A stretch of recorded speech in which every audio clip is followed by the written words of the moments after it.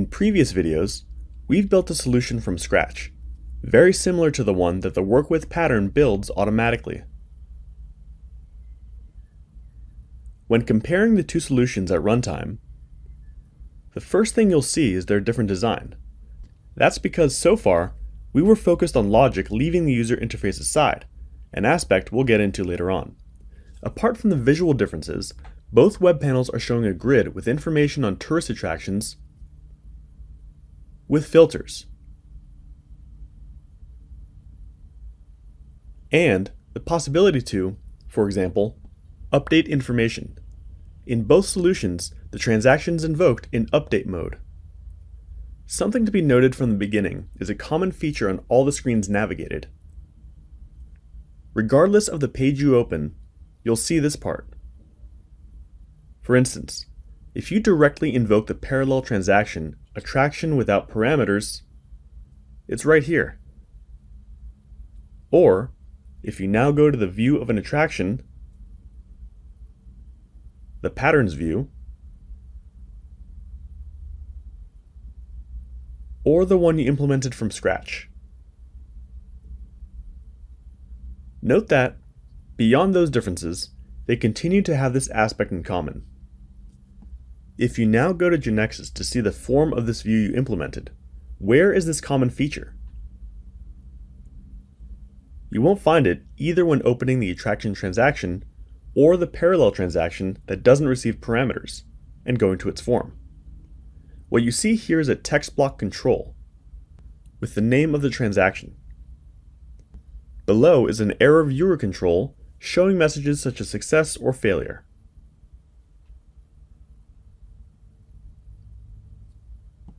Then there is this action group control,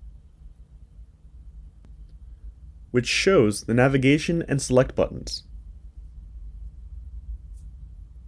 And then come the attributes, and another action group with the buttons.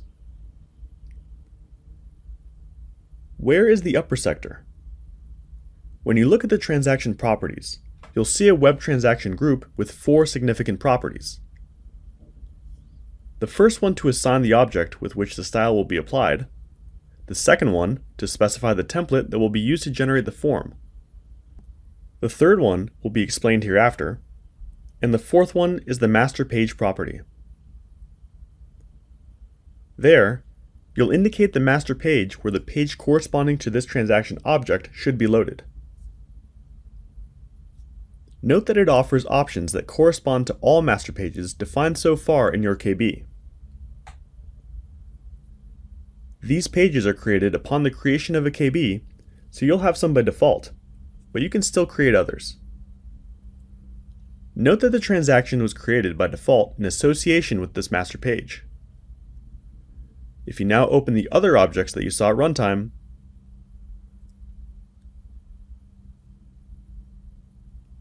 it's no surprise that they also have a master page, and it's the same one.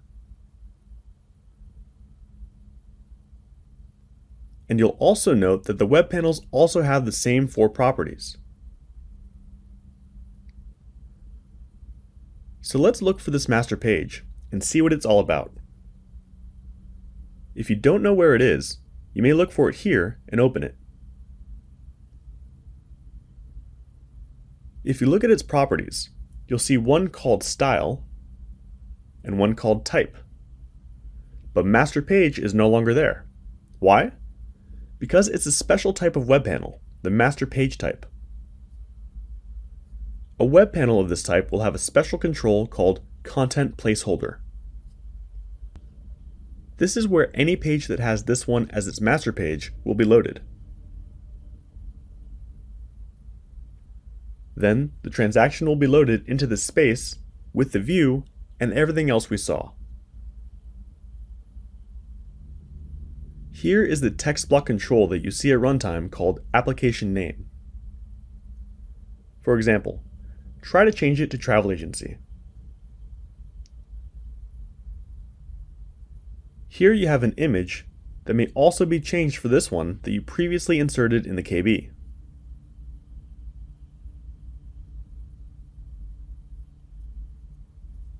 note the effect of these changes on your application.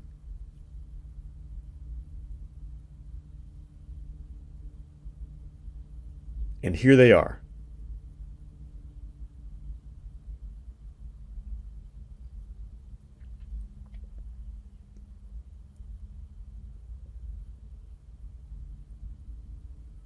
Another control that you'll see in this master panel is a user control called Sidebar that's typical of the Unanimo design system. This control comes by default, showing a deployable sidebar that provides access to various objects.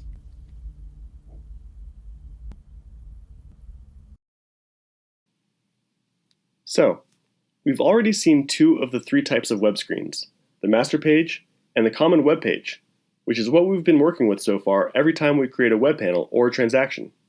We only have to study the web page of component type. To do this, let's go back over our steps a little and remember what we had implemented in the previous videos.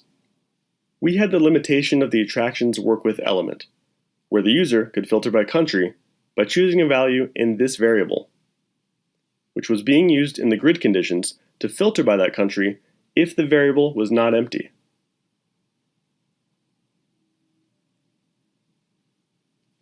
But also, from this panel, the user could see the information of an attraction by clicking on its name, and at the same time, from there, a link was displayed above the country name to show all the relevant information of the country. That's why we called this web panel that received the country identifier in the attribute and showed its name, and then a grid identical to the first one, with the same filters by attraction name, the same columns and actions and general info, and also information about the cities.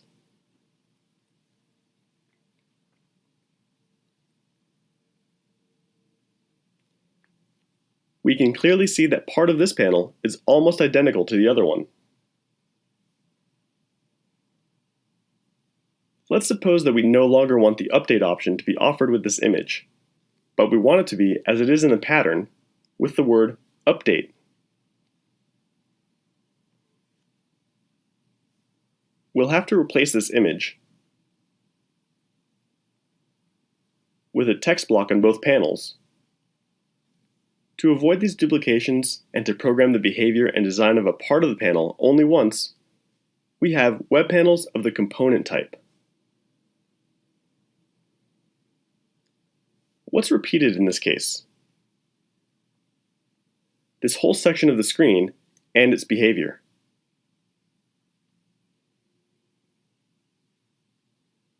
Then, we did a save as of this web panel, to which we only removed the country ID variable from the form and placed it instead as a parameter. It'll no longer be entered directly by the user in the form of this screen, but will be received from the caller. We see that the conditions remain identical, as do the events, and everything else.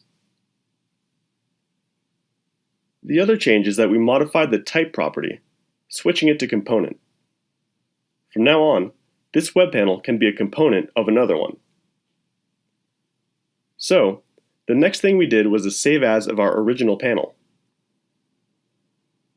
And we replaced all those controls that we now place in the component web panel with a component type control. Of course, we deleted all the events, here we leave comments, that will now be in the component. By placing a control of this type, we're saying that whatever we specify must be loaded and executed in there. We have to tell it that an instance of the web component we've just shown, country attractions info, has to be created in that component. We can do it in a static way, indicating it in the properties. Here we indicate which will be the component type object, and here the parameter sent. Let's try it.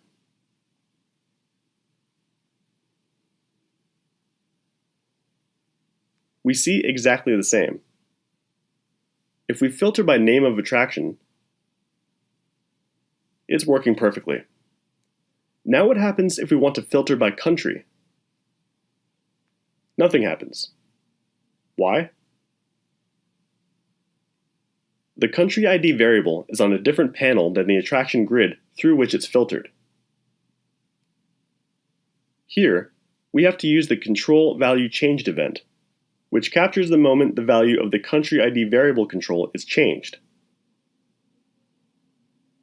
and have a new instance of the component created, passing it now the new value of the variable.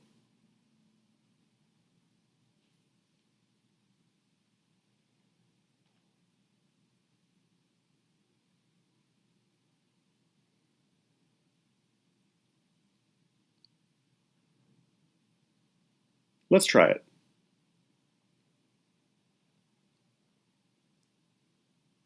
We'll refresh and try to filter by France. Perfect. And there by attraction name. Also perfect. And of course, we did something similar with the panel that showed the country information.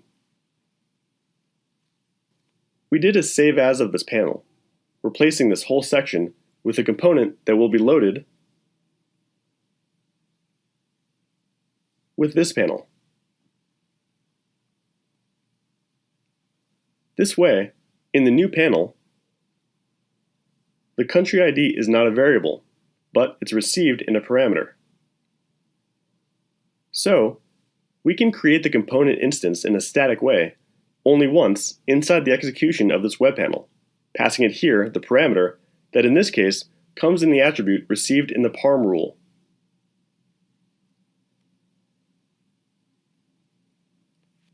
Note that from the original panel, we removed the controls and programming of events associated with the attractions, and only left those of the cities.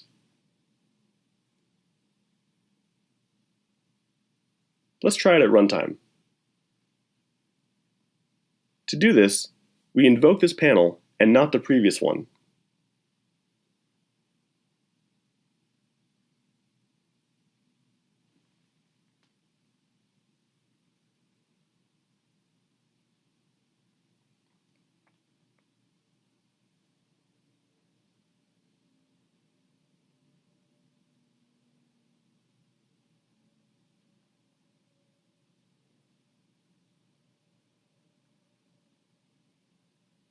We filter by city, and everything's working correctly. Now, let's change the image to perform the update, and place the text update instead.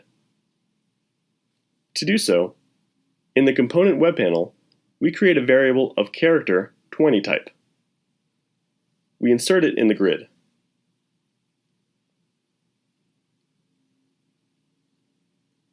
In the start event, we assign it the update value, which is what we want the user to see. We remove the assignment of an image to the variable we had, because we're going to remove it from the grid. And now, let's take the title off the new variable and make it read-only. Let's try to run it. It says that the click is not a valid event. We forgot to change it so that it's the click of the new variable and not the old one. Now we run it.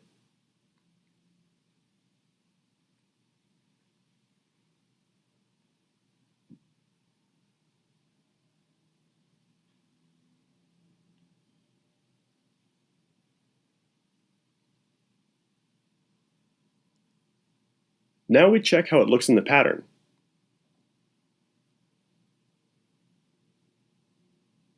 Why does it have this much nicer design here? Let's find the control properties in the web panel generated by the pattern. Let's look at these two, class and column class. And let's see the values of these properties for our control, the one we inserted manually in the web panel. They're different. Let's assign them the same ones as those of the pattern. And we'll try it. We can see it here.